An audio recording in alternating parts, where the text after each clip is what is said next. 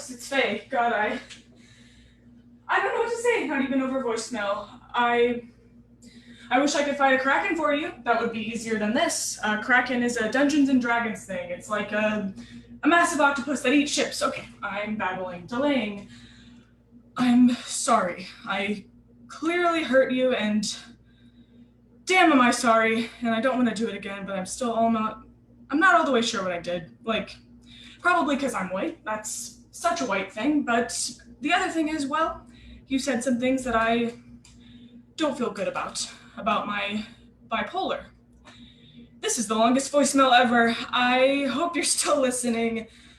I talked with you about what went wrong, but I'm worried about fighting again, so I thought I could make you one of my videos, and then after you watched it, if you want, we can talk, and you can make one too, or write a letter or something, but you don't have to, so just let me know if you're on board with watching mine. I won't try and defend what I said. There are some things I never told you about me, and I want you to know before we talk.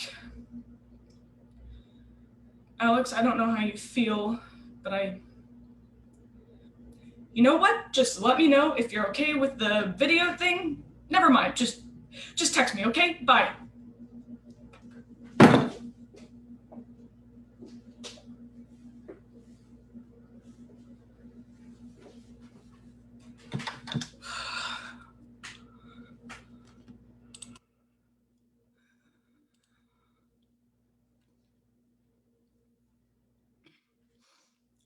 Okay, and here we go. Good evening, all you beautiful people. Greetings from your favorite starving artist vlogger with Bipolar. And first things first, our game of Would You Rather. Here it goes. Would you rather eat a wild pigeon that somebody cooked for you, or eat a peacock that you had to kill and cook yourself? Let me know in the comments, and next time I'll tell you which got more votes. I'll put a link defining bipolar in the description below. A lot of you have asked me when my new series is coming out. Don't worry, the first book is in edits at this moment. No spoilers, but I will give you a hint. My protagonist can speak to the soul of a ship. And what does that mean, you ask? Buy the book so I can pay my doctors and my student loans. I love you guys. Update on me. I have been hellishly depressed this week. There's a long, slow period at my day job, and I was hiding behind the counter and sobbing that whole time. Plus, intense self-harm urges, but I didn't self-harm. This is victory, and I will take my victories where I can get them. About victories. There was a comment on last week's post that I'd like to address. I said that some days it's a victory not to kill yourself. The comment, which was anonymous, replied that I was setting my standards too low and that I should encourage my readers to reach for the stars. If I claimed that not killing yourself was good enough, said the commenter, my readers would never get anywhere in life. Okay. Clearly this idiot has never experienced depression. Gotta edit that out. I wonder if this commenter has any idea how fucking hard it can be to stay alive some days. I'd like to give them a dose of what I feel and see if they still... No. Okay. Gotta edit. Here's my perspective. As a person who has experienced depression as a part of bipolar and has spoken to many others who have done the same. When I'm depressed, not killing yourself is reaching for the stars. And to all my depressed viewers, please know that on your worst days, not killing yourself is good enough. And I want you to do whatever you have to keep yourself alive, even if it seems stupid or reckless or extreme. Eat a gallon of chocolate chunk ice cream. Have sex with strangers. Write fan fiction in papyrus font.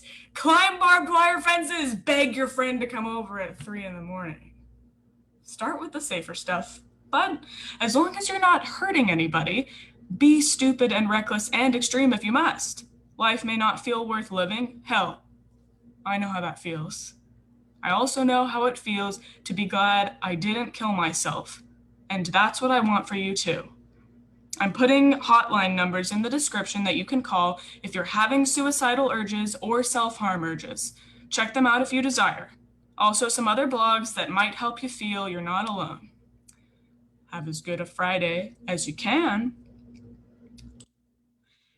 In the last game of Would You Rather, being a badass by riding a great white shark got more votes. I love your comments. If you need a private word, go to my blog and use the form on my contact page. Stay in touch, folks.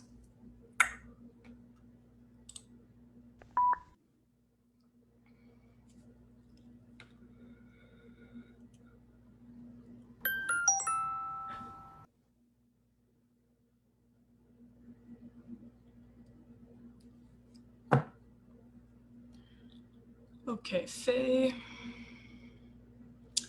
You asked for it. Here we go.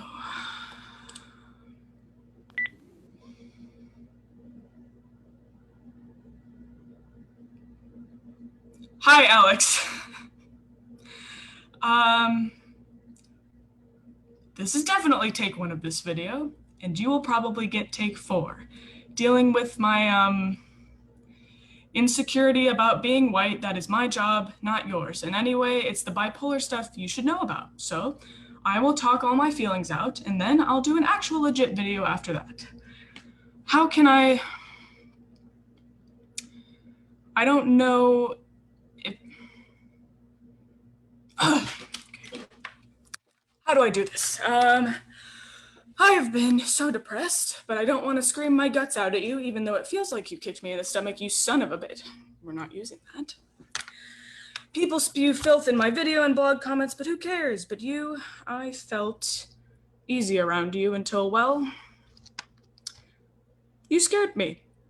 It's like you forgot that I was Faye and saw some white armchair activist who did nothing but pity herself, like I went up in smoke. Please, I'm still me, Faye, your friend. I'm still the person you trusted, remember? The person you played that new song for. The one about the light in the window that you were nervous about playing for anybody else.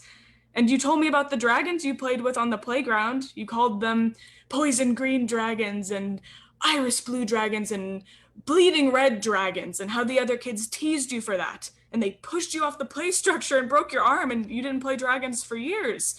I'm still the person who sat with you while you felt your way through that pain, and I never told anyone how you cried over it.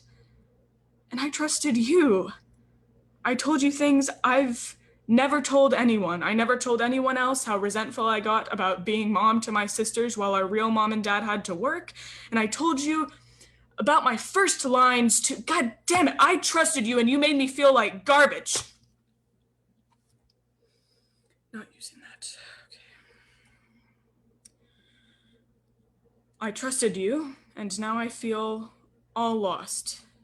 Damn it, I didn't mean to dismiss your oppression by talking about mine, because I'm not stupid. I know that anyone who's got immigrants for family has a whole galaxy of fear to deal with and live with, and every reason to get upset if they feel dismissed. I knew you were blind scared about your dad especially, and I know that what I said was wrong because of how mad you got, but now I'm not sure how it all started. You could have told me what I did wrong, and instead of just going for the jugular. I know that you're tired of playing teacher to all your white friends so they'll add up why they're being racist. God knows I am sick of giving the real facts to all my friends with ordinary brains when they make jokes about people being off their meds and shit like that. And I'll try and figure it out myself, maybe. Okay. Rewind. Nothing bad while we were having dinner, I think. I've been trying to remember that stupid joke that you told about the hand grenade and the French kitchen, and maybe I will later. I heard a stupid joke that I wanted to tell you, but I got distracted by our cookies almost burning and I forgot. So it goes like this. Can a zebra jump higher than a lamppost? No, lampposts can't jump.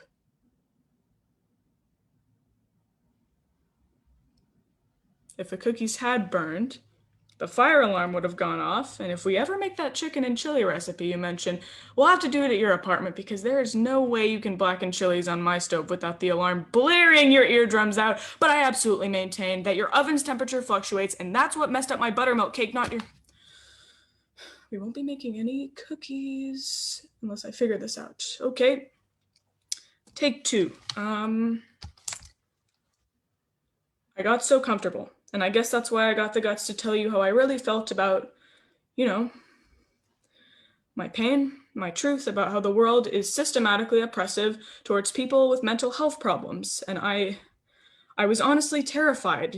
You've known I have bipolar for a while, and I know you have at least 2 patients with depression, but there's a difference between accepting that mental health problems exist and accepting that you benefit from a system that's set up to privilege people with ordinary brains and push everybody else to the margins. Okay, Faye, you sound like a protest pamphlet. Truth, truth. I just get so twisted up when I lay down half my heart like that. I get scared that whoever I'm talking to, that they'll argue with me, that they'll say, that sounds like a conspiracy theory, that they'll be like, well, I've got a friend who's depressed, so I understand, or I totally get it. I was upset for 2 weeks when I got fired, and I'm like in my head, no, you asshole, it's not a conspiracy theory, you don't understand, and sadness is not depression.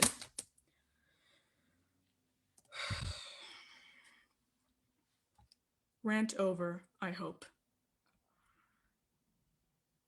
I'm glad you didn't do that stuff. But then I said, like, what was it? I said something like, it's like everyone thinks that the problem was with us and not society. And if we take meds, the problem will all go away. And I take meds and the problem's still here, but that wasn't what made you mad. I said, I'm damn sick of always attending social justice events that teach you how not to be racist and nothing that teaches you how not to be ableist. When's it going to be our turn?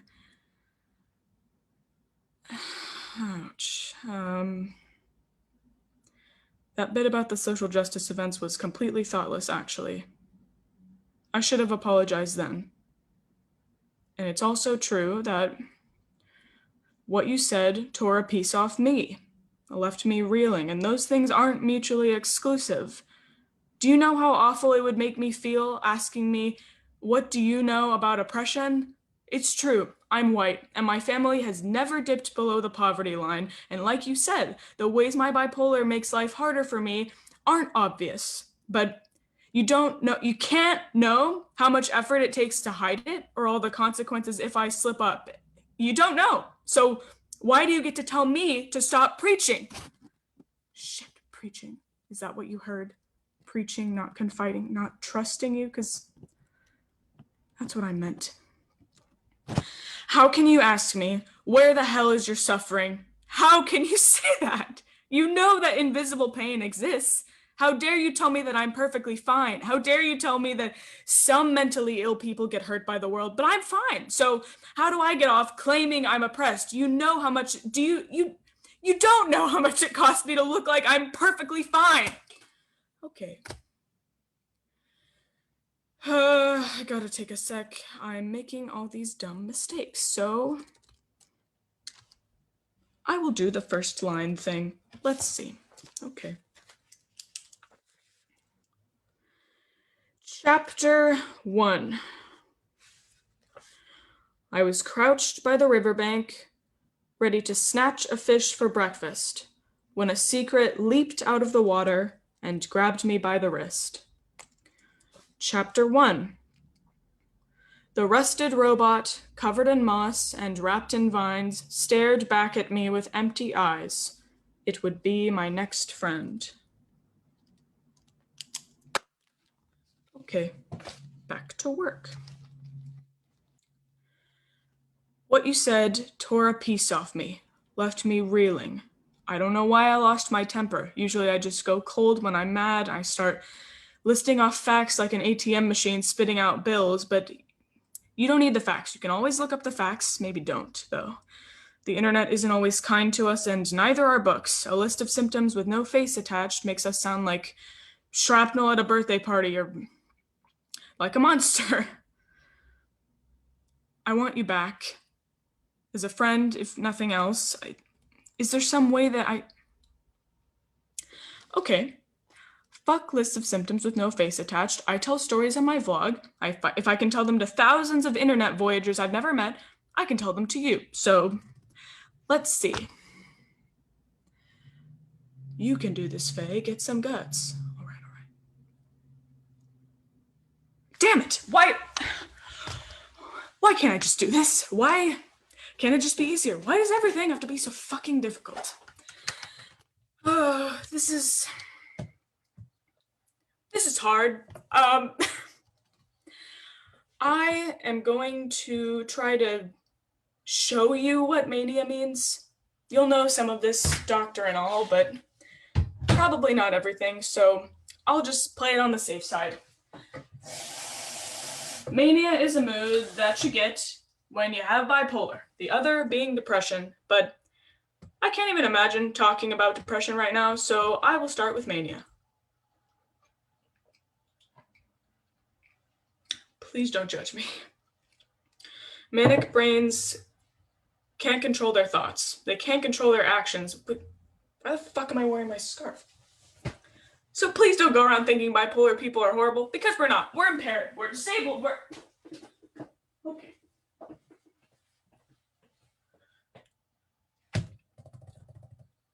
How would it feel to you to have an idea and be unable to judge if it's good, if it's moral, if it's safe? You can't figure it out. And what's worse, you don't realize that there's a problem. You just think you're fine. Like your brain broke and you don't even know it. And because you don't know it, you don't get how much trouble you're headed for. You can't tell it. Maybe I can't explain, really. Maybe you can't understand my bipolar pain any more than I can understand your person of color pain. But I want you to know the truth. We'll see how it shakes out. I will show you me when I was 18, right when it was hitting me first. I don't want to use my real phone. I don't want this to feel too real. I will try.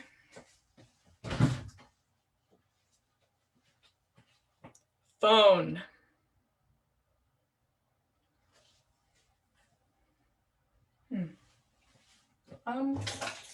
Maybe this will help, actually. This is gonna sound weird, but bear with me. Imagine that your thoughts are this fast when you're tired, and this fast when you're awake. And,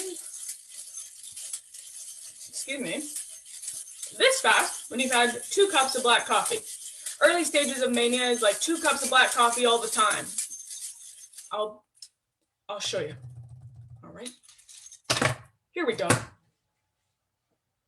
Hi, Mom! Oh my God, I love college! My roommate, guess what? She's a cartoon artist, and we're working on adapting some of my writing into a graphic novel and stuff, and we stayed up late last night doing that. She went to bed at 11 or so, but I stayed up till like 3 in the morning working on the script, and I was up at 8 again for my Spanish class, and sorry, what?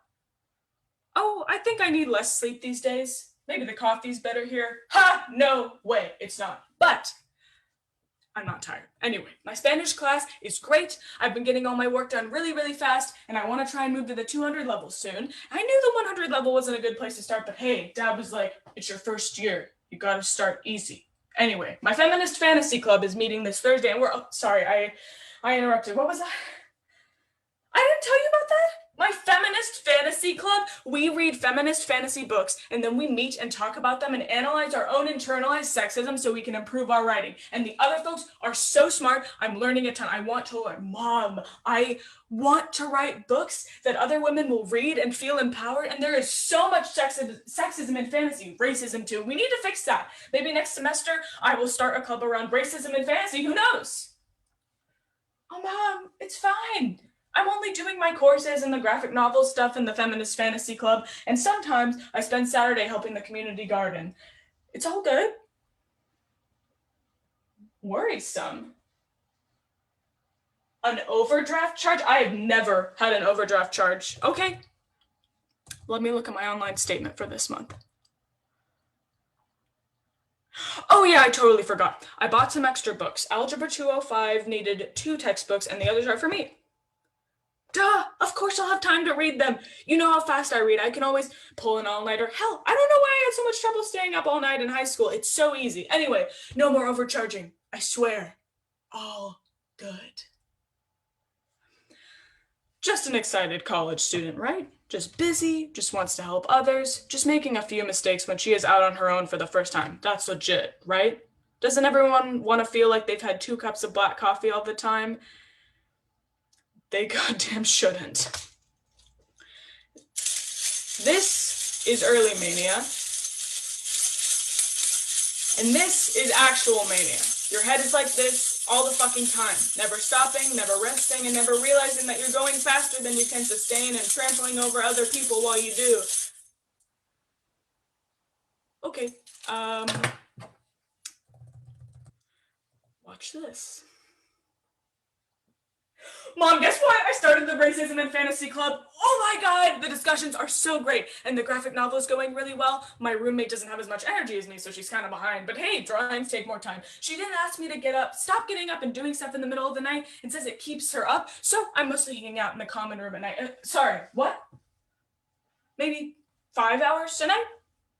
Mom, it's fine. I'm not tired. Anyway, I switched to the 200 level Spanish class. Mostly it's sophomores and juniors, not freshmen, but I can do it. They invited me to join a study group, and I totally would, but it's on Saturdays, and I've got the community garden stuff, and a couple of the garden people invited me to a party after we finished up, and it was great. Why was I so shy going out with folks in high school? Why shouldn't people be interested in me? I'm interesting.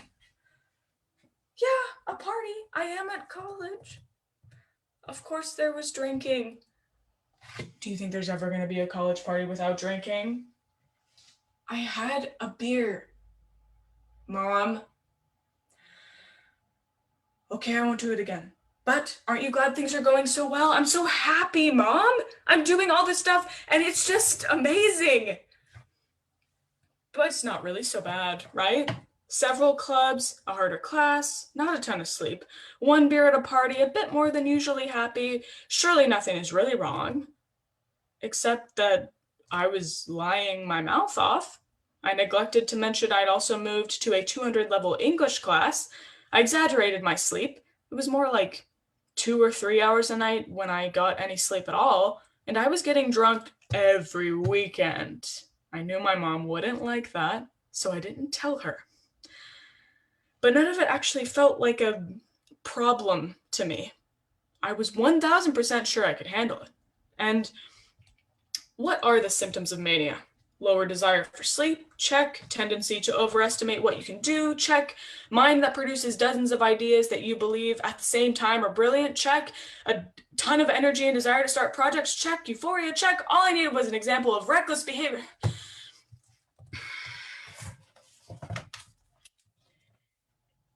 Chapter 1. The pyramid. The tomb of the priestess was missing 7 dragon scales. They had vanished overnight.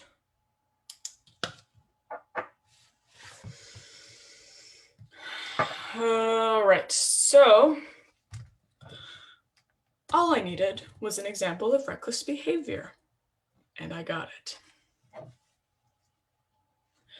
Hi, Rose, how are you?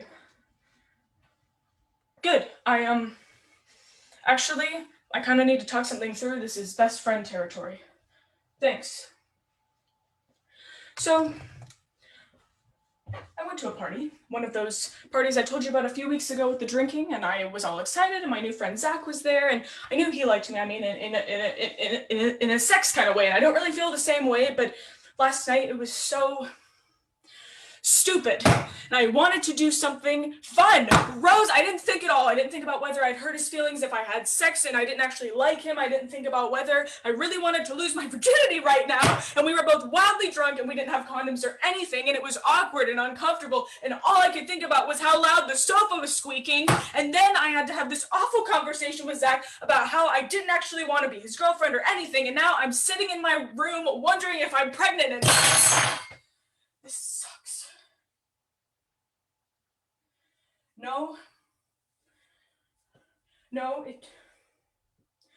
it's not like me. Then why did I do it? Rose had to talk me out of my dorm room and down to the drugstore to get a pregnancy test. And yeah, it came back with a plus.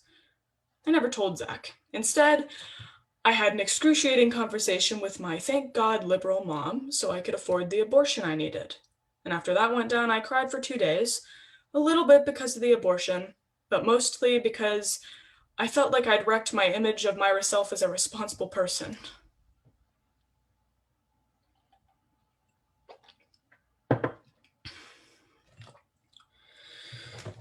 It's true that college students run too many clubs and get too little sleep and get drunk and pregnant without having bipolar.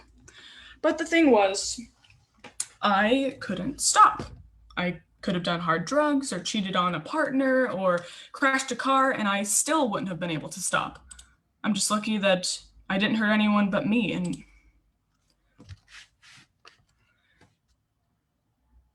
I feel weird. Why do I feel weird? I don't mind sharing this with you. I wave banners all over the internet. I trust you more than I trust those idiot commenters, so why? The internet voyagers come to me. When they're leaving their dumb comments, that's on purpose. When they watch my sassy videos, that's on purpose. When they write long, tortured emails about how they're wrecking their marriage or they attempted suicide and can't get out of bed, all of that's on purpose. They set themselves up for the banners I wave, but you... I guess maybe I feel weird because you never asked for this. I need you to know. God damn it! Shit. I need you to know. But do you need to know? Maybe I don't want you to know. It can hurt to know hard stuff. After social justice conferences, I go around feeling exhausted for a couple of days. Not that I didn't want to be there, not that I didn't meet great people, and feel glad that I went. But it's just, learning can be really tiring. And this isn't on your terms, is it?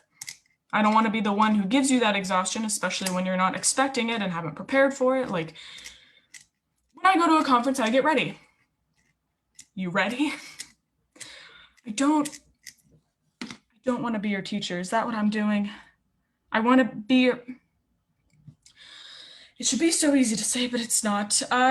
Is that what I'm doing? I don't want to be your teacher. You're a lecturer, and if you want to be my friend or whatever, you wouldn't want that either. So this is so important. I will stop babbling. Delaying, and I will just show you. So let's see. I'm gonna need a different phone for depression. It's just like so not mania.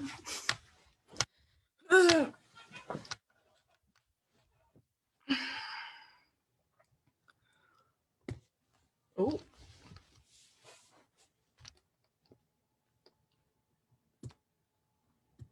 All right, what we got? Sure, this will work. Phone. Okay, let's do this. Hi, Mom. Yeah, I am tired. I don't know why. 11 hours last night. It's been a kind of hard few days. The weekend's coming up, though. I'll be fine after I rest a little. I'll probably just skip the community garden this week. It's just feeling like a lot. All the stuff I'm doing. I'm sort of wishing I could take a break. I can't take a break, Mom. I can't let my friends down. Well, what if they don't love me just the same? What if they hate me? It's not ridiculous. I'm not really that great of a person. If I was a good person, I wouldn't be so tired all the time. No, of course you can be tired and be a good person. I don't know. I started all this stuff, and I feel like I need to keep it going or I'll be horrible. Yes, it does. If I don't do what I promised, I am awful, but I'll do it, Mom. You don't have to worry about me. I'll just have a good sleep on Saturday and then I'll feel better. I have to feel better. You can see it already. That self-hatred, like the first locust in the cloud that's gonna eat your whole crop one tiny bite at a time until there's nothing left. Ha! Metaphors. Oh, I'll just show you.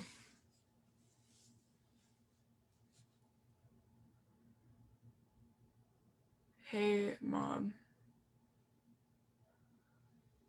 Well, apart from being a shitty person that everyone hates, yeah, sure, I'm fine.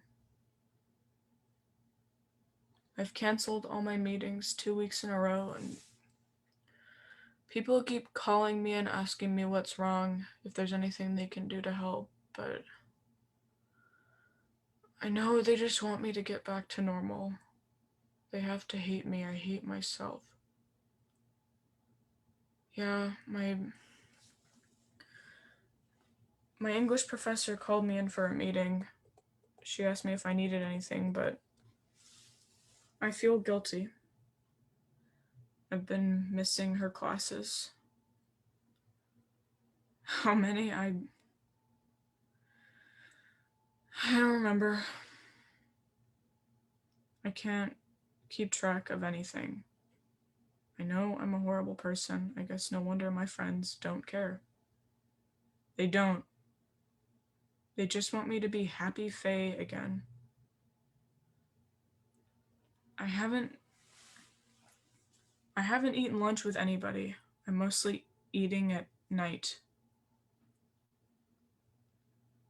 I guess it's just when I feel like eating. I go to the store and I get stuff. I got a cake there for my birthday, a little one. Yeah, well, I meant to share it with my roommate, the cartoon artist, but she's upset with me. I never finished the script, and she's been spending all this time on the drawings, and now she's like, if you don't get this done, we'll have wasted all our time. You can't have a script with no ending. So I just sat in my room all alone and ate half the cake by myself, and it sucked. Yeah, there were people in the common room, but they were laughing and happy, and why would they want me and my stupid store-bought cake? And moving seemed like a lot of work. Yeah. Moving. That's why I've been missing my classes. My body's heavy and my brain is slow. I don't know how to explain it. My body, it feels weighed down, like I can barely pick up my feet, like my bones are dragging me down. My brain, it's like my thoughts are wading through honey. That sounds weird. It's just my thoughts come slower. The words won't words always came fast, like as fast as I can type, and now they don't. They're just sticky, they're out of focus. No, I don't want to see anybody. No, I don't want any pills.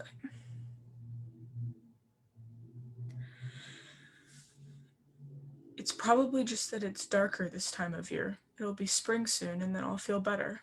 Everybody probably feels this way sometimes. I'm okay. I have to be okay. I wish I could talk to that girl that I was. I wish I could say to her, go talk to your friends, because they do care.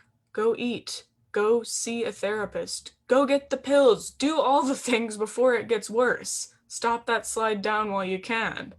Acknowledge that this isn't a classic low, and everybody doesn't feel this way sometimes, not for this long.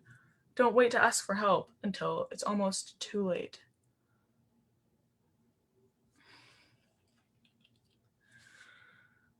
Maybe I should just leave it at this. Depression's ugly. And I don't want you to see me ugly. I want you to look at me and be like, this is a person I can trust not to break down. I want you to think, this is somebody I can lean on if need be. I want to be that person for you, not the person who tried to lift that crushing depression weight and didn't find that inner reserve, that strength we're all supposed to find at our dark night of soul or whatever. I don't want you to see the person who tried to lift that crushing weight and failed. But that's the reality of me. That there was a time in my life my mind betrayed me and I couldn't deal with it. The truth is hard to tell and it's hard to hear, but I don't think I should underestimate you. But first, I need...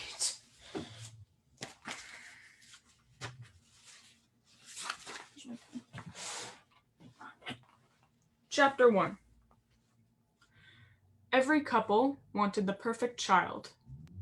None of them saw any irony in asking imperfect me for that. It made me feel like the witch in the fairy tale, who creates the child and demands the price nobody wants to pay. Okay. Now that's done. Now,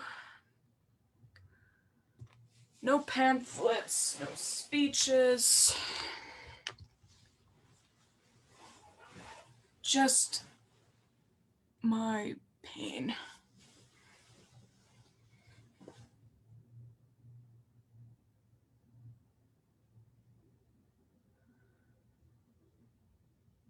Mom, I'm not okay. I wrote this essay, or tried to, and then I read it again. It didn't make any sense. It was just a random collection of sentences. I can always write, no matter how bad it gets, but I couldn't. And that's not the...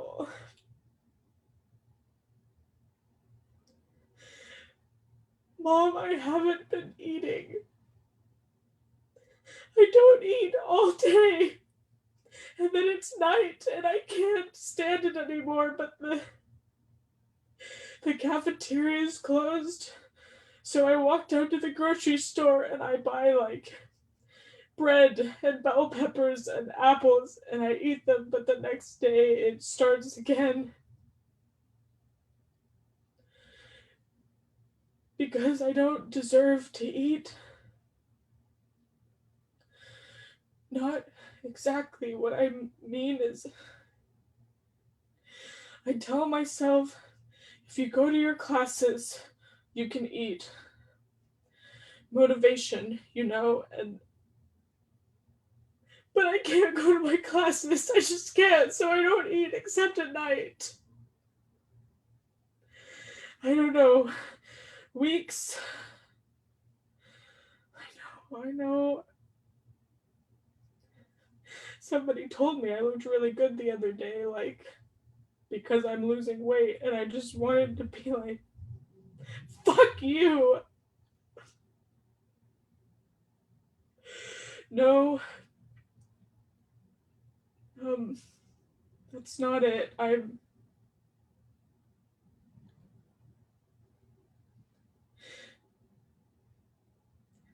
been wanting to cut into my arm with a knife for a while. No, I haven't done it. But I can't stop thinking about it. It's really scary. Would you come see me? God. Please do.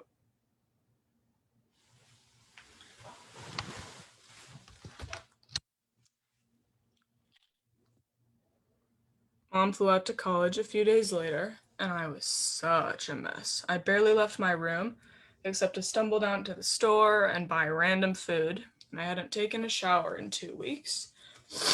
And my eyes were so raw from crying, I'd lost like 20 pounds. And Mom was so freaked out. She was like, "Honey, do you need to come home?" And I said yes. And we packed up all my stuff, and we couldn't take a plane with it all, so we shipped some, and we took a train with the rest. And there was this one morning, I got up early, and I took a walk to the train car that had windows, and I saw the sun rising over the Columbia Gorge with the Columbia River and the cliffs and the trees, and I thought, if my life was like a movie, this would be the time right now when I realized that there is still hope for me, like the most obvious metaphor ever, sun rising over a river. But life isn't a movie. There's no poetic justice here because life doesn't work like that. And we pretend it does, and I used to write books like it does, but it doesn't. Life isn't fair because if it was, I wouldn't have been sobbing like I was doomed under a fucking metaphor for hope, and you wouldn't be freaked out about your dad maybe getting deported, and neither of us would be suffering for things that aren't our fault. I know I'm supposed to count my blessings and remember how many people are worse off than me, and I do try. But some days it just makes me madder. Why am I supposed to suck it up and act like I'm lucky? I'm not lucky. I hate this. I have a right to be upset when my brain hurts me and the world blames me for it when I didn't have a say, and I'm not using this. Okay, chapter 1. What am I doing? I'm writing first lines for books that I'll probably never write. What kind of fucking stupid person am I? Life isn't fair, but we act like it's supposed to be, so I kept thinking, what have I done to deserve this pain? I must have done something. It must be my fault. I failed somehow, like I failed you, and I shouldn't use this. I shouldn't use any of it.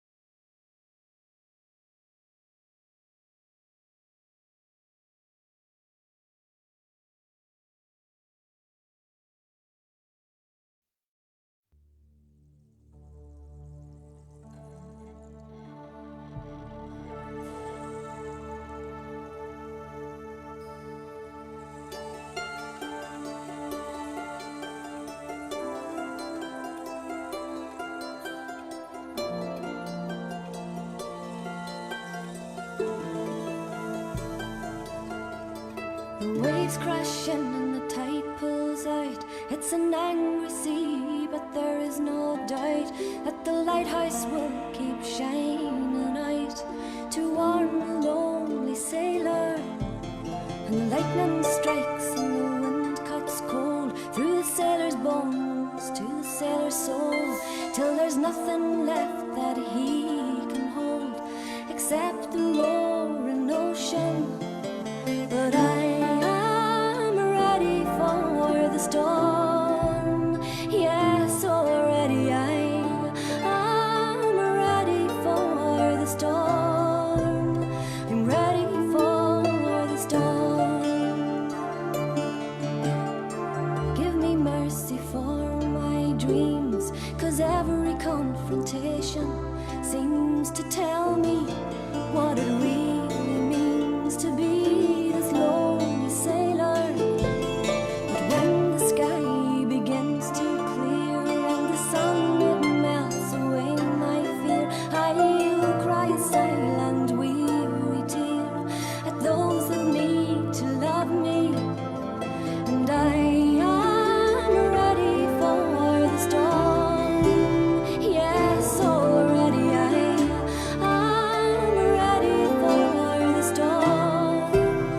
I'm ready for the storm.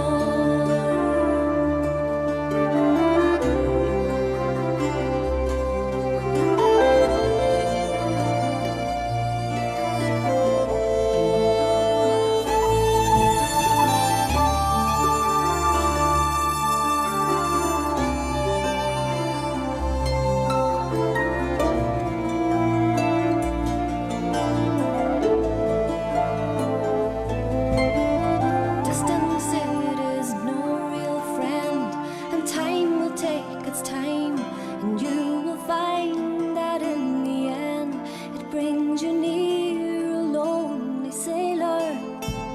But when you take me by your side, you love me warm, you love me, and I should have realized I had no reason to be frightened. And I am ready for the storm. Yes, already I am ready for the storm. I'm ready for the storm. I'm ready for the storm. Yes, already I am ready for the storm. I'm ready for the storm.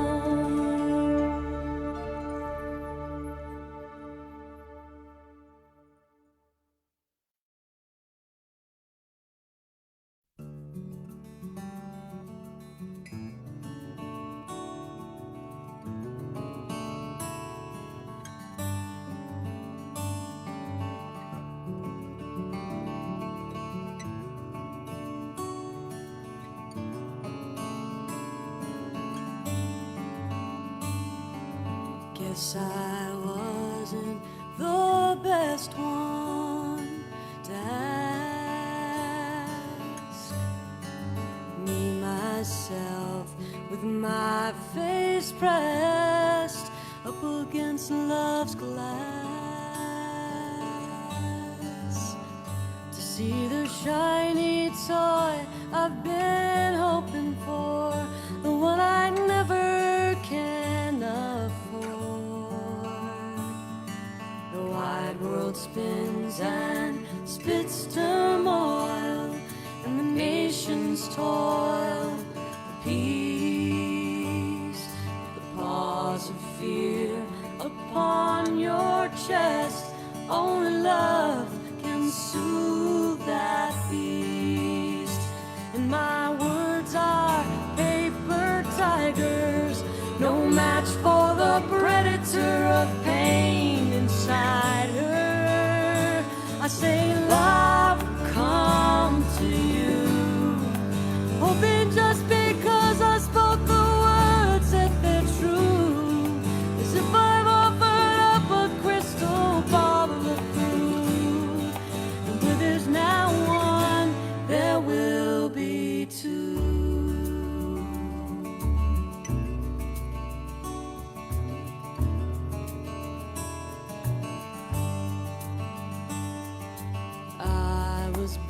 born under the sign of Cancer. Like brushing cloth, I smooth the wrinkles for an answer. Calm, and I'm always closing my eyes and wishing I'm fine. I know you're not this time, and I say love will come to you, hoping just because I spoke the words that they're true. As if I've offered up a crystal ball to look through, and where there's now one, there will be two.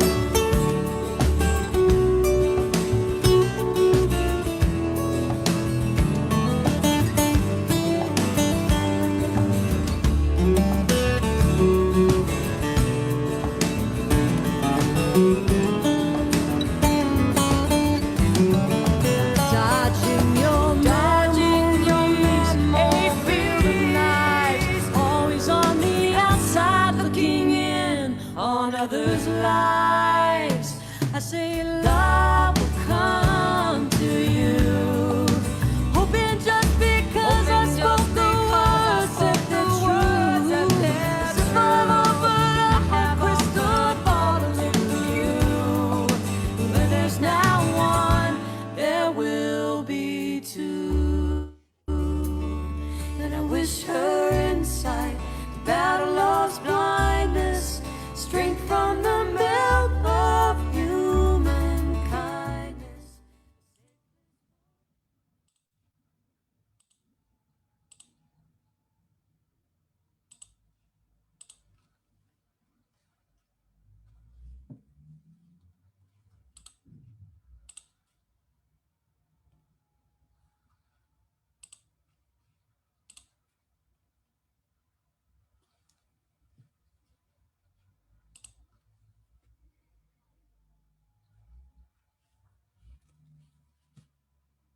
Greetings, y'all, from this starving artist vlogger with Bipolar. First things first, this week's game of Would You Rather.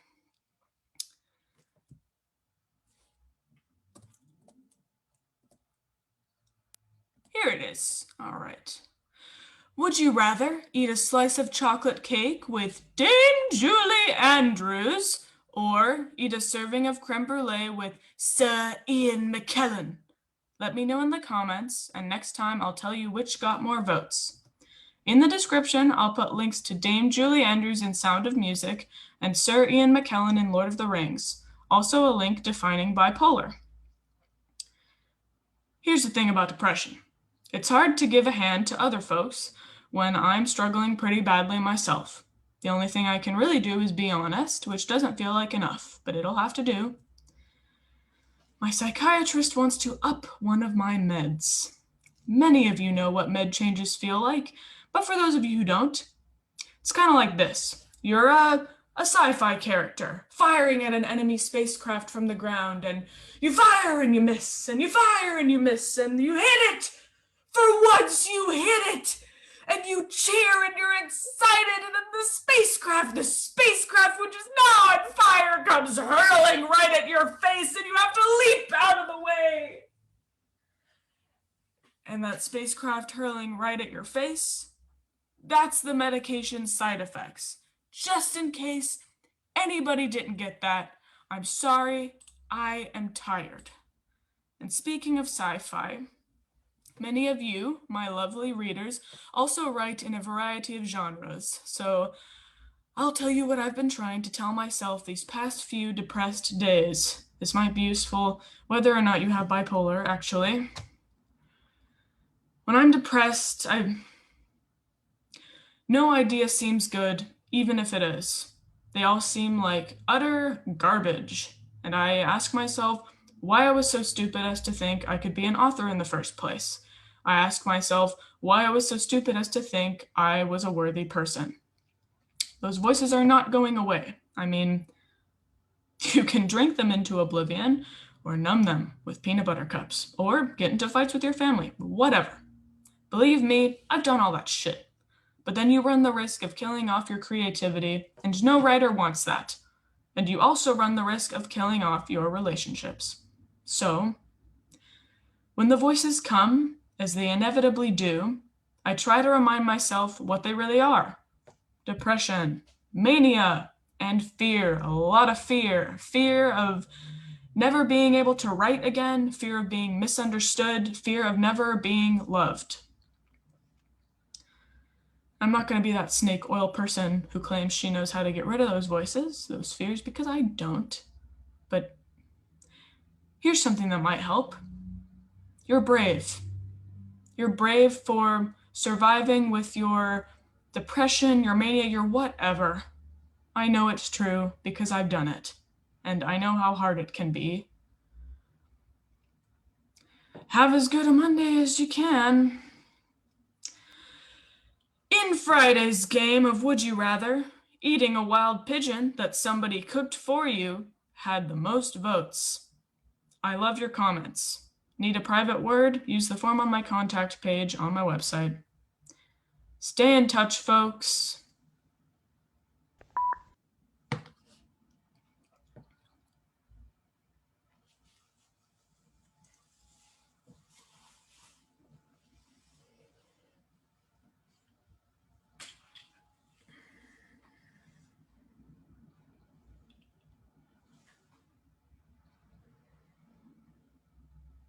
What was that stupid joke that you told me about the hand grenade and the French kitchen?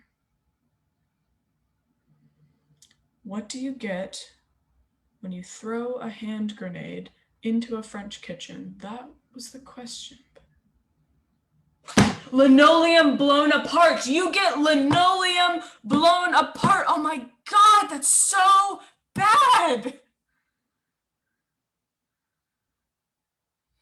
So bad, and I love it. I love your stupid jokes.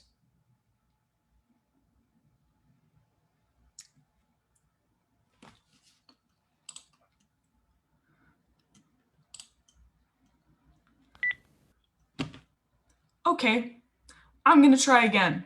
I'm gonna do it. Seriously, Faye?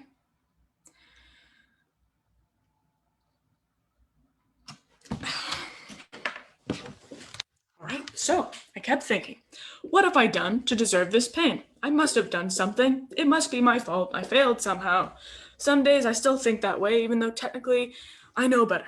That feeling like your depression is your fault, that's the abyss. Like divine hatred, Tartarus, for all you Greek myth geeks. You're in so deep, it would be easier just to let yourself sink, and that was where I ended up. But I had a dose of luck. My family's health insurance covered a therapist and a psychiatrist who knew what they were doing and were actually kind to me while they were doing it. And I've talked to a ton of people with bipolar who smacked up against callousness or just plain incompetence when they went to doctors, or they didn't have doctors at all. Not that I felt lucky at the time. No. I felt like a human skin bag of tears just barely stitched together, and it took all of my energy to crawl off the sofa and go to the bathroom. I wanted to die, but I didn't have the energy to commit suicide. Not using that. Should I not use that? Maybe. I don't know. Anyway, I will show you me in my psychiatrist's office, and that might give you some idea. Let's see.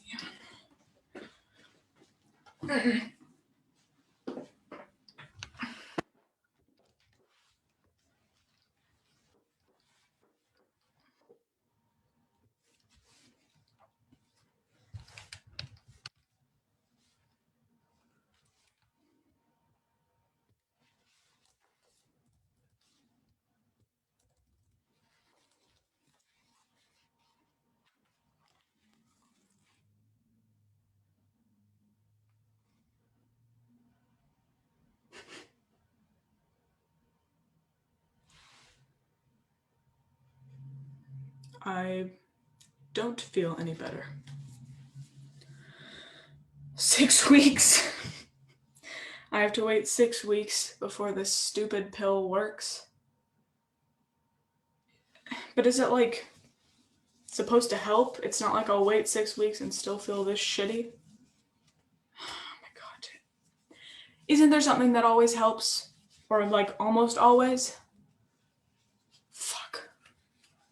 I wish I had breast cancer or something. That way it could just maybe go into remission. I mean, not really.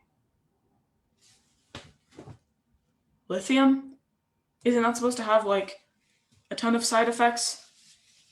No, I don't want to deal with that. It would be too much. I'll stick with the oxcarbazepine thing. Yes, I'm still having the self-harm thoughts. I can't go into the kitchen because I'm scared I'll use the knives on my arm. No, I haven't actually done it. That would kill my mom and dad, my sisters too.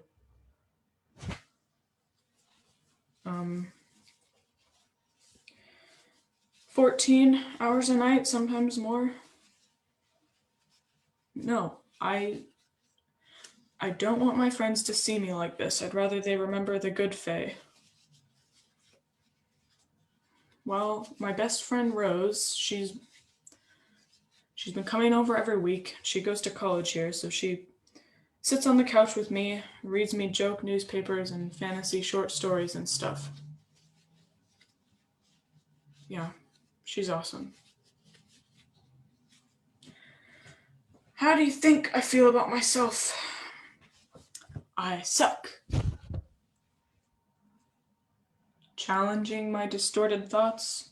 What distorted thoughts? I do suck. That's not a distorted thought. Look at how upset my family is. A good person wouldn't make her family worry like this. Bipolar workbook? What's that? I don't know. My brain is like slow. I haven't been able to read a lot. Okay, I'll try, but I've tried to read, but I can't think. It's really scary. I could always think. That was my thing. Smart Faye, intelligent, intellectual, imaginative, and now it's all gone. I feel like I'm all gone. All right, I'll make myself do it. I can't make myself do anything anymore, but I'll try. Okay, I need a sec. I need a first line.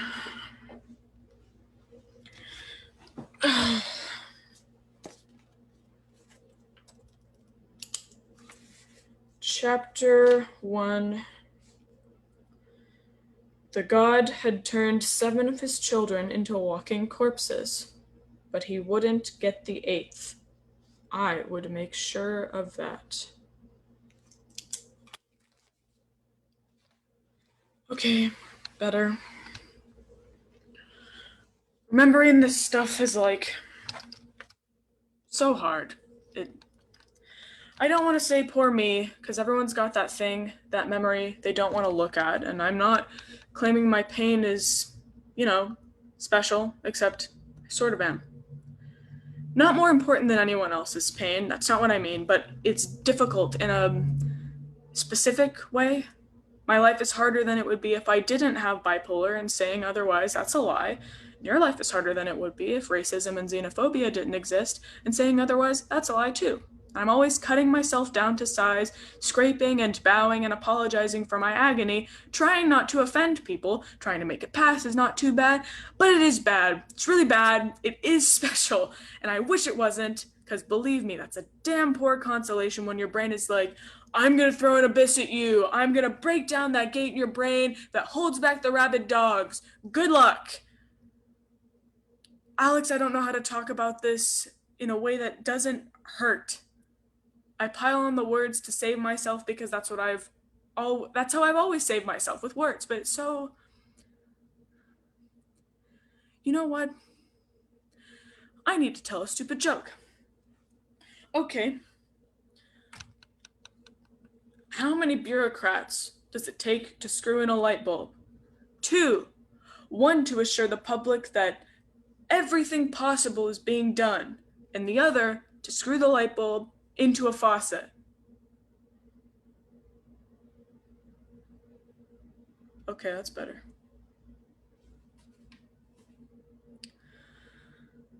I don't know if I can explain, like, the years. How do you explain a year with bipolar? Much less the 6 years I spent feeling like aliens were playing video games in my brain. And that sounds like it's funny, but it's not. And when you're controlled by a force where you can't see the pattern, that seems to have no logic, and is just interested in messing with you, and you can't find redemption in your suffering, can't see the reason for it, you'll get a little better once in a while, and then nothing really seems to make a difference, you start to wonder if you're going to be 60 before you feel anything like the person you used to be. I can't explain it. Even if you don't understand, please don't pretend it doesn't matter. It does matter. I watched my friends graduate from college and get jobs and go to grad school and get apartments and have boyfriends and girlfriends, and I was almost 26 and I hadn't done any of that. No degree, unemployed, still at home, no romance since that stupid night of sex during my first manic episode, which is still the only night of sex I've ever had, and I'm not using that. I hadn't done any of that. Just the endless cycles of mania and depression with bits of okay sprinkled around, bits of okay that never lasted. But something finally helped and set me on the road to, all right, so here's me, depressed again, with my psychiatrist.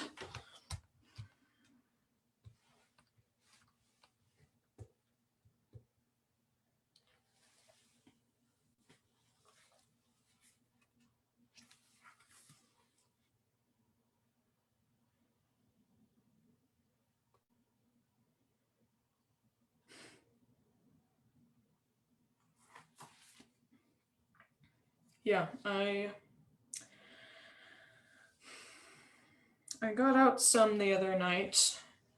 I went to get dumplings with Rose and Benjamin, and it was nice, but I was really tired, and I just felt like a burden.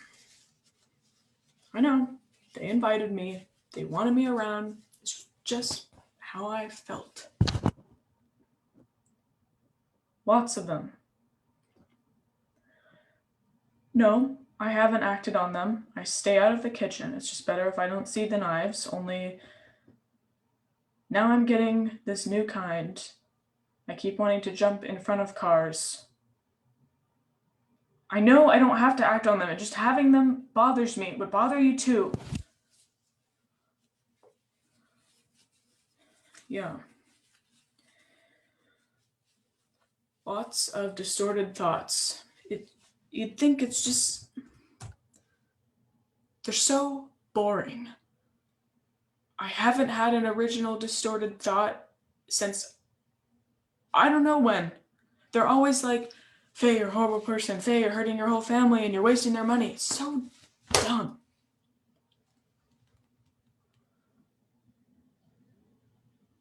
That med, isn't that the med that made me feel like I was hallucinating? Oh, okay, I get them mixed up. But I've tried that one before, right? Is there anything I haven't tried? No, don't say it. Lithium. I don't know, it's the side effects thing. Fuck it. Put me on lithium. I would rather gain 50 pounds and feel an inch better. We have this story in our society, you know the one, where you get better because of sheer effort, where you pull yourself up by your bootstraps and you get to be your own savior. And I wanted to have that story, part of me still does, where I could say, look at how hard I worked. I kicked this disorder in the ass through plain determination and old-fashioned grit, but none of that was enough. Guess what my savior was? Lithium. Now, don't get me wrong. I worked hard as hell, and if I'd been less determined, I'd be dead. But my life didn't get better because of just that. It got better because of a med I finally accepted that I needed to try.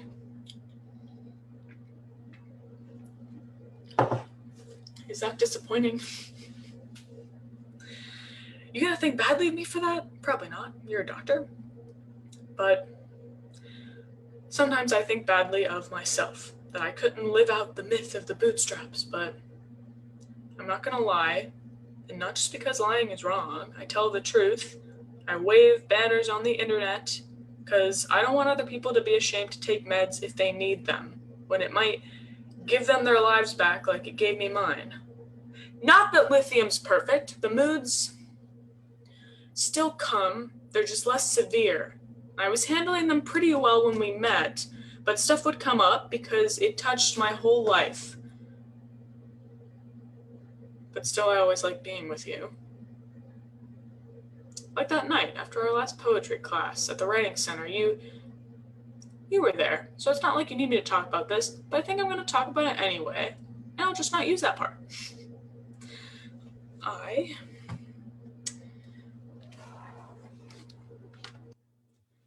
need a little courage. I will use that.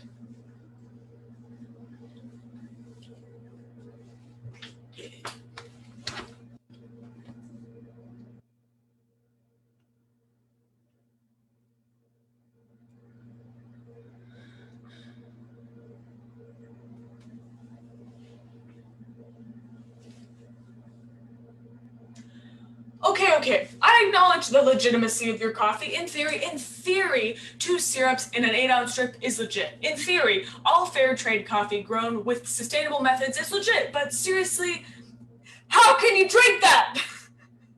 Hell yeah, you have a sweet tooth. You have a sweet tooth that could eat a sugarcane plantation for breakfast. No, I never stop with the metaphors. All right, you satisfy your cravings with your legit drip, and I will sit here with my chai and be perfectly happy. You're going to med school this coming fall, right? I bet.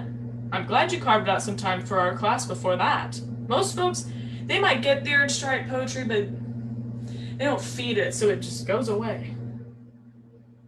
You were worried that we'd make fun of you? Why?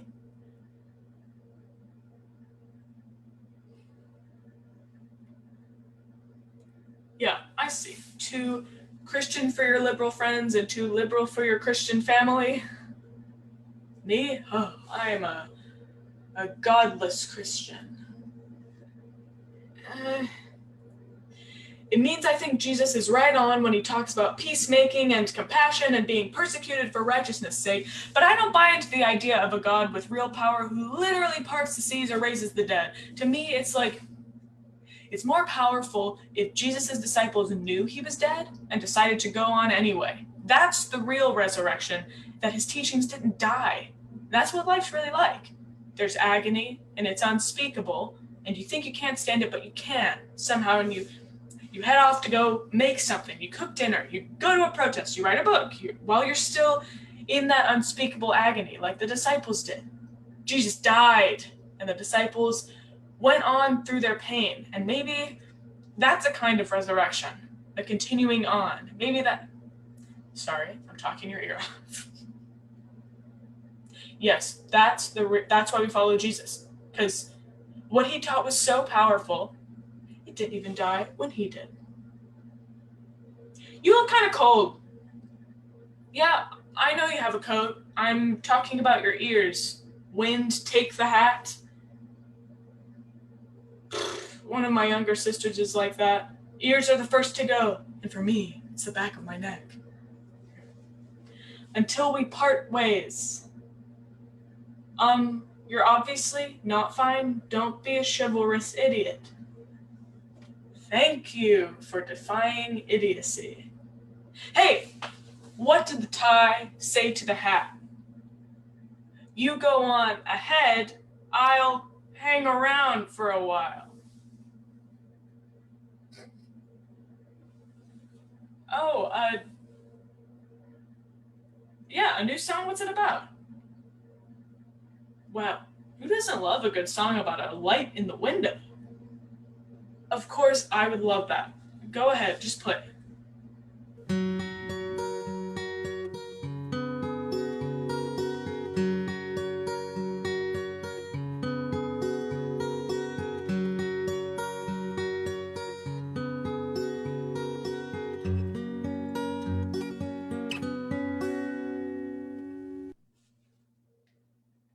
I'm a serious fan. Oh, come on. Now you're just fishing for compliments. Huh, you totally are. Remember, you were talking to an expert compliments fisherwoman. It takes one to know one. Sure. Go for it. I can't promise to ask, but you can. Or I can't promise to answer, but you can ask. You notice that? Oh, well, it's not personal. Well, actually it is. It's just not private. See, sometimes I get upset. I have gone through some rough stuff and it's not over, and sometimes it'll hit me, some part of it, and I can't always control when that happens. So to calm down, I make up first lines of books. Chapter 1, first words, like, it was the best of times, it was the worst of times, except it's me and not Dickens. No, they don't have anything to do with what's going on with me. I prefer it that way. Why? Oh, you mean the one I was muttering at the end of class, not partway through? Yeah, I think I remember. Chapter 1, every couple wanted the perfect child. None of them saw any irony in asking imperfect me for that. It made me feel like the witch in the fairy tale who creates the child and demands the price nobody wants to pay.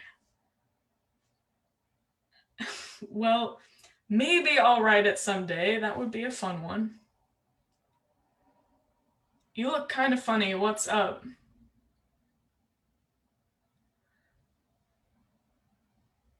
Really?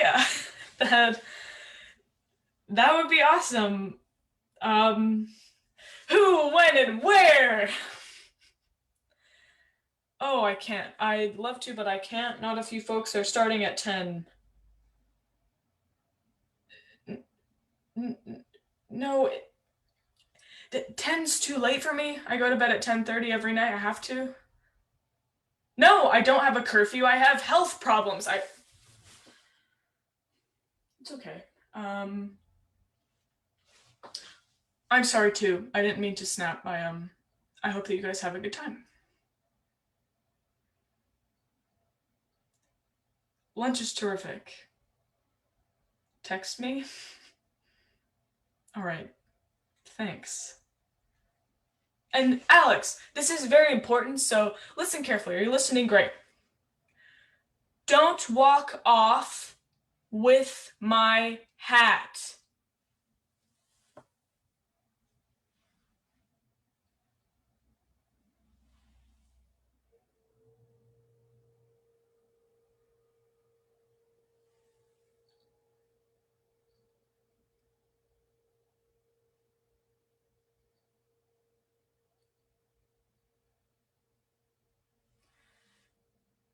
You make me so happy, and I thought maybe I'd do that for you too, but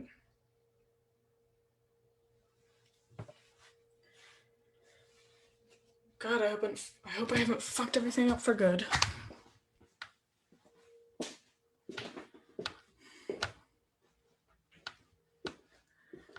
I wanted to tell you, even that night, I wanted to explain why I hadn't gone to the bar with you guys, because I gotta sleep, or my brain chemistry gets knocked off course, and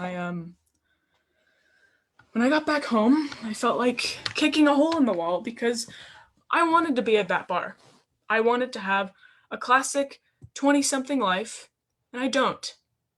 I just wanted to be Faye, not depressed Faye, not manic Faye. I could do without them, because it's not like you have depressed Faye over here and manic Faye over here and then real Faye's in the middle like this. That's not how it is. Not like a pendulum coming to rest. No, it's layered. Real Faye is the layer underneath. And I want real Faye to show, but depressed Faye or manic Faye covers her up. Like, my face is real Faye, and in comes depressed Faye and half blinds me. And depressed Faye sometimes goes away, and then in comes manic Faye. And when I'm lucky, when things really work out like I want, I get real Faye who can see clearly, with both eyes. To me, mania and depression aren't two ends of a pole. You couldn't really be blamed for thinking that they are because it's in the name, bipolar. But that's not really how it feels to me. Real Faye isn't somewhere between mania and depression. Real Faye comes when they're both absent. Like, clear skies aren't between a tornado and a thunderstorm. Clear skies come when there's no storm at all. Huh, metaphors again. Fucking metaphors. Why do I have to just use all these fucking metaphors? Why isn't there a language for this that everybody knows? Why are people with mental health problems so much on the goddamn sidelines that I have to talk around my suffering instead of just having a word that you can understand? There's a word for heart disease. There's a word for gangrene. And there's a word for a broken arm. You can just stick a cast on it and the broken arm will get better. I'm never going to get better. I'm never going to get better. Ah!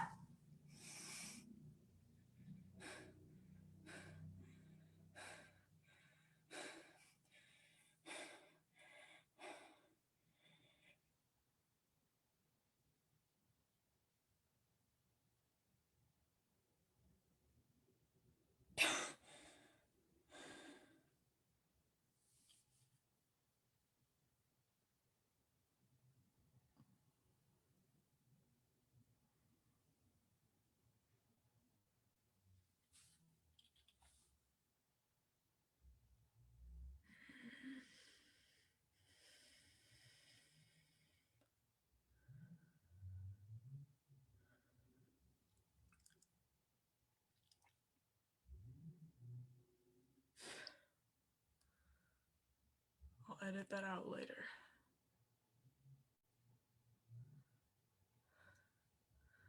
Okay, something good. Anything. Chapter 1.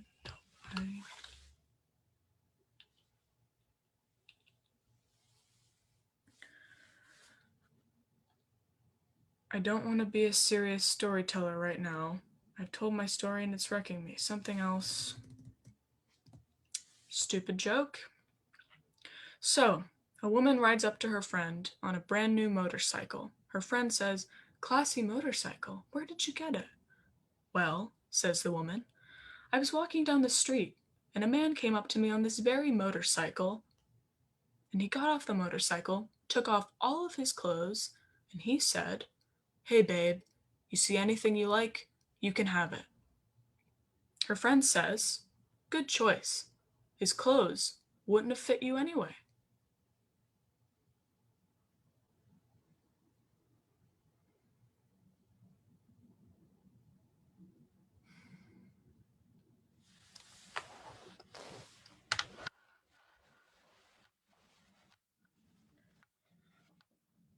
All this is like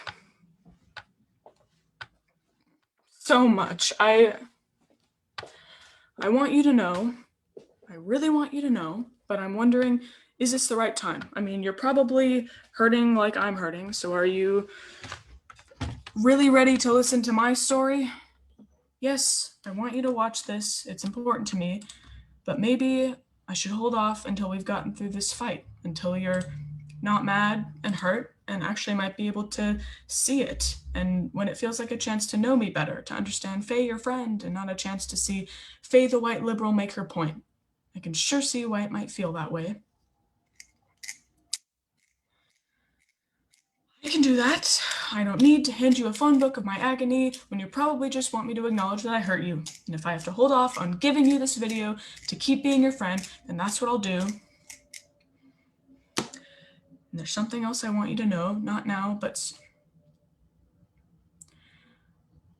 Alex, I'm in love with you.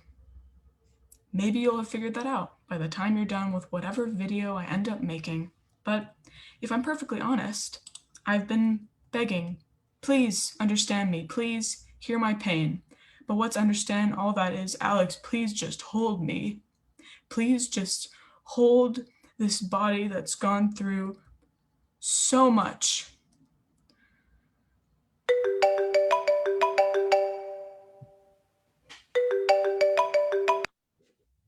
Hi, Alex. Thanks for calling. How are you?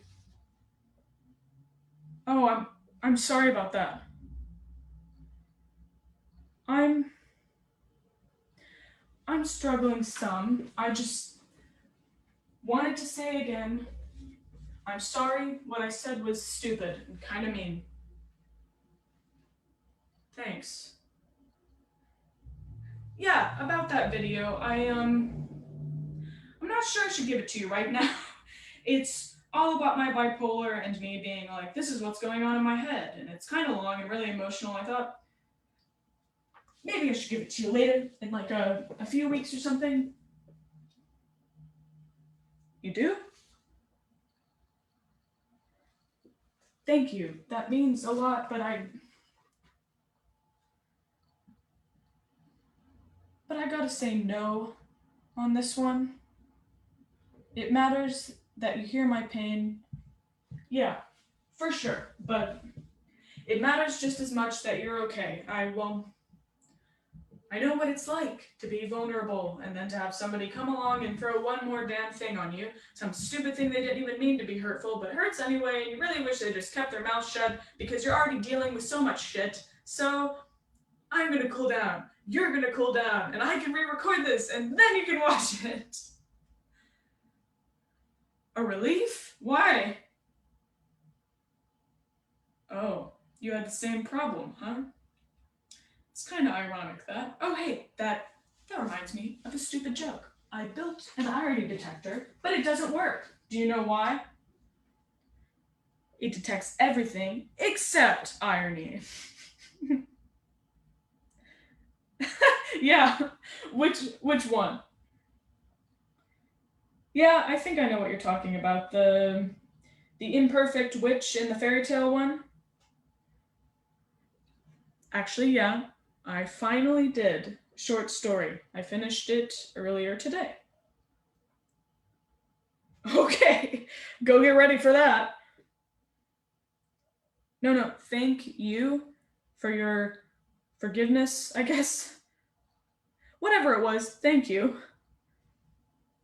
All right, have a good time.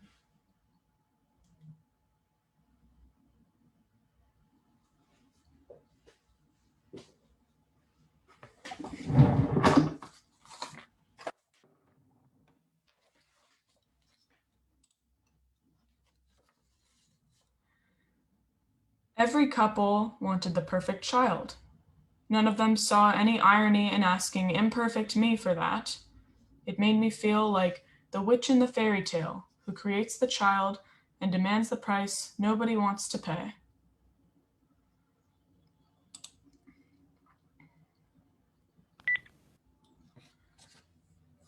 I do finish things, like this one.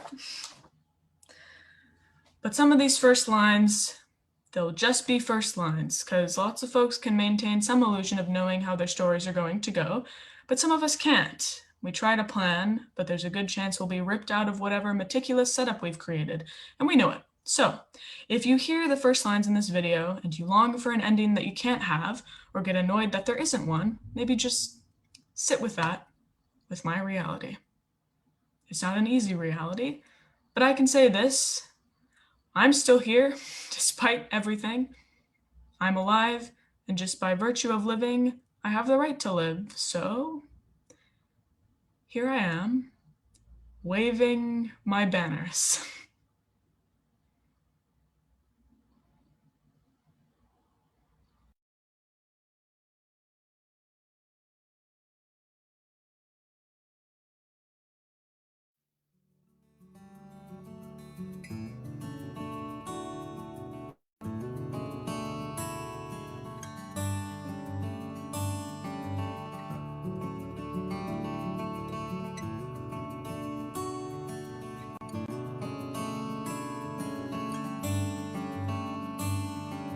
Guess I wasn't the best one to ask. Me, myself, with my face pressed up against love's glass, to see the shiny toy I've been hoping for, the one I never can afford. The wide world spins and spits turmoil, and the nations toil for peace. The paws of fear upon your chest, only love can soothe that beast. And my words are paper tigers, no match for the predator of pain inside her.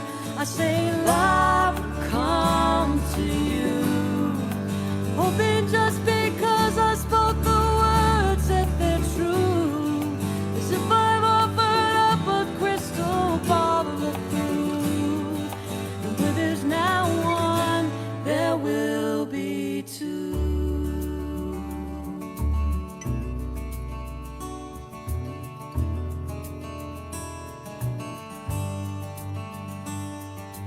I was born under the sign of Cancer.